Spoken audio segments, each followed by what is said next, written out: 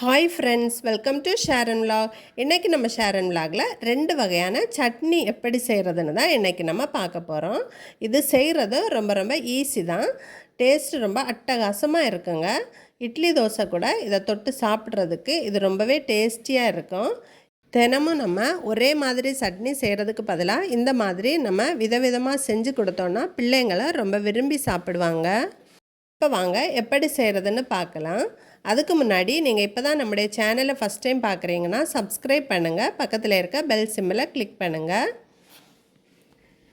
First நம்ம தேங்காய் சட்னி எப்படி செய்கிறதுன்னு பார்க்கலாம். இது செய்கிறதுக்கு 5 நிமிஷம் தான் ஆகுங்க.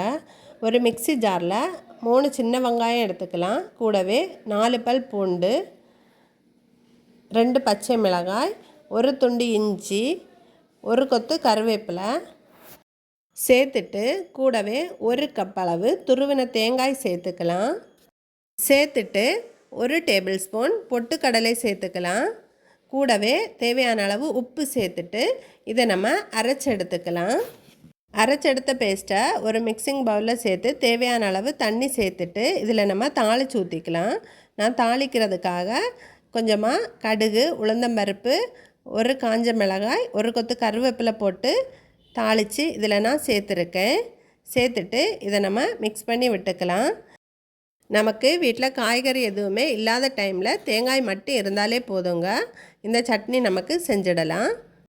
அடுத்ததாக சுவையான தக்காளி சட்னி எப்படி செய்கிறதுன்னு பார்க்கலாம்.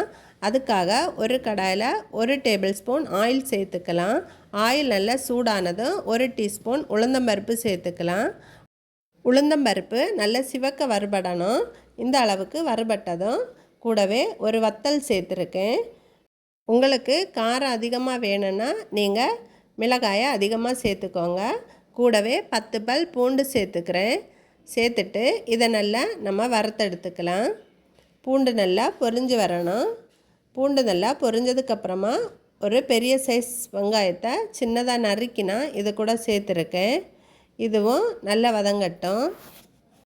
வெங்காயம் இந்த அளவுக்கு நிறம் மாறினதும் நம்ம இதில் தக்காளி சேர்த்துக்கலாம். நான் இன்றைக்கி 4 பெரிய சைஸ் தக்காளியை சின்னதாக நறுக்கி இதில் சேர்த்துருக்கேன். சேர்த்துட்டு இதை நம்ம நல்லா வதக்கி விட்டுக்கலாம். நமக்கு தக்காளி நல்லா குழஞ்சி வரணும். அப்போ தான் சட்னி நமக்கு ரொம்ப டேஸ்டியாக இருக்கும். தக்காளி இந்த அளவுக்கு நல்லா குழஞ்சி வந்ததும் நம்ம இதில் கொஞ்சமாக மல்லி இலையை சேர்த்துட்டு ஒரு தடவை மட்டும் வதக்கி விட்டுட்டு நம்ம ஸ்டவ்வை ஆஃப் பண்ணிக்கலாம். இது நமக்கு ரொம்ப நேரம் வதக்கணும்னு அவசியம் இல்லைங்க.